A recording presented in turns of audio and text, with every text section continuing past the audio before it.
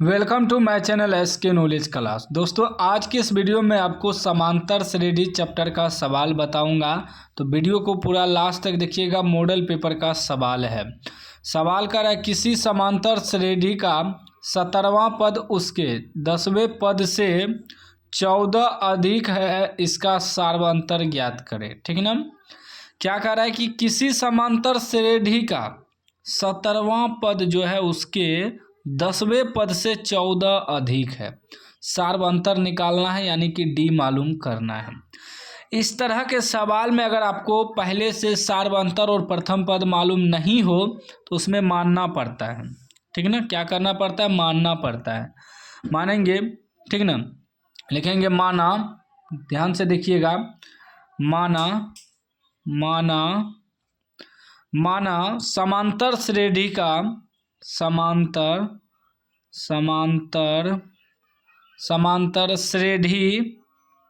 श्रेणी का प्रथम पद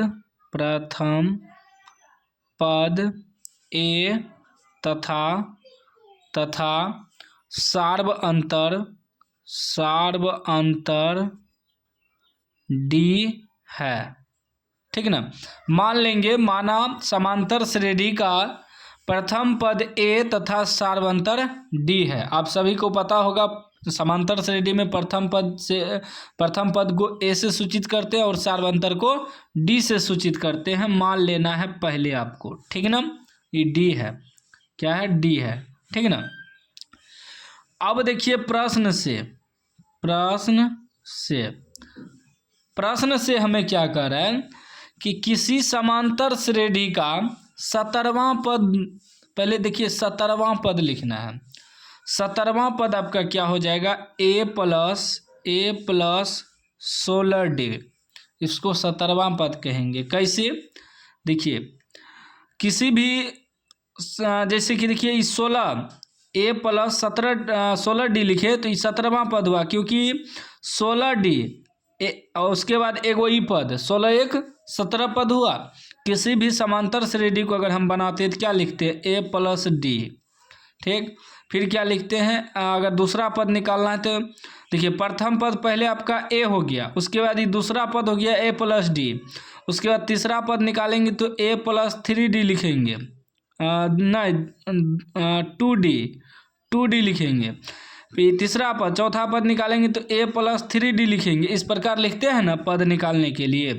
ठीक। तो वही हुआ कि हमेशा यह याद रखिएगा, अगर 17वां पद का रहा तो ए प्लस एक कम में डी लगाएंगे। अगर वही 18वां पद रहता, ठीक ना, 18वां पद, तो इसे लिखते हैं ए प्लस 17D, यानी कि डी वाला में एक कम लगाना है, क्योंकि एक पद ही हो गया, बाकी इधर 16 पद हो गया तो 17 पद हो गया।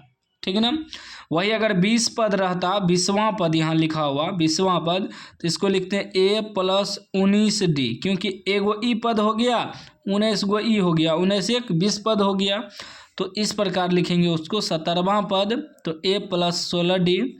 अब इसी में क्या कर रहा है कि उसके 10वें पद, इसी का 10वें पद तो बराबर में रखेंगे। 10वें पद से 14 अधिक है। ठीक ना। इसका जो है 10वें पद से 14 अधिक है। 10वां पद कैसे लिखेंगे? ए प्लस 9D लिखेंगे, तब ना 9 एक 10 पद होगा। इसमें क्या है कि 14 अधिक है, तो अधिक है तो प्लस कर देंगे, प्लस 14, क्योंकि 14 अधिक है। ठीक ना। समझ गए? अब देखिए, अब इसको कटाइए, बराबर में है तो बराबर में ए कट जाएगा, क्या बचेगा? 16D बराबर 9D प्लस 14। ठीक। और इस 16D डी वाला एक जगह कर देंगे, इधर आएगा तो ये -9D हो जाएगा, बराबर 14 बच जाएगा। उधर 16 में से 9 घटेगा, 7D बच जाएगा, बराबर 14। ठीक। जब डी बराबर निकालेंगे तो क्या हो जाएगा? 14 और बटे में इस 7 आ जाएगा। ठीक है ना। कटाइए तो 7 दूनी 14, यानी डी बराबर आपका क्या निकल गया? 2।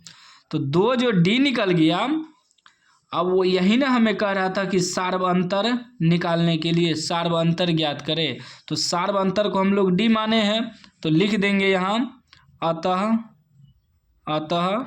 सार्व अंतर यानी कि डी बराबर 2, ये आपका आंसर हो गया। ठीक ना। इस तरह का सवाल अगर आपको दे जिसमें आपको प्रथम पद सार्वंतर मालूम ना हो, तो उसमें मानना पड़ता है माना समांतर श्रेणी का प्रथम पद ए तथा सार्वंतर डी है। अगर यहाँ हमेशा जैसे जो भी पद दिया है ना, तो ए जोड़ के उसमें एक अंक कम में डी लगाएंगे, जो कि हम पहले भी आपको यहाँ समझाए थे। जैसे 17वां पद है ए प्लस 16 डी डालेंगे, अगर यहाँ 25वां पद रहता तो ए प्लस 24 डी डालते, जिससे कि पद इस प्रकार निकाला जाता है। ठीक है ना, क्योंकि ए बराबर एगो पद तो हो ही गया। ठीक है ना, एक ए बराबर, उसके बाद दूसरा पद निकालते हैं तो ए में डी जोड़ते हैं तो दूसरा पद निकलता है, फिर तीसरा पद निकालते हैं तो ए में ए प्लस 2 डी लिखते हैं, ये आपका हो गया फर्स्ट पद। उसके बाद ये सेकेंड पद, ठीक ना, ये थर्ड पद, देखियो थर्ड पद है यानी कि तीसरा पद है, तो क्या आया है ए प्लस 2 डी, तो यानी कि डी में एक कम लगता है क्योंकि एक पद ई हो जाता है। ठीक है ना, उम्मीद है कि समझ गए होंगे। ठीक है ना, समझ गए हैं तो लाइक कर दीजिए, चैनल को सब्सक्राइब कर दीजिए।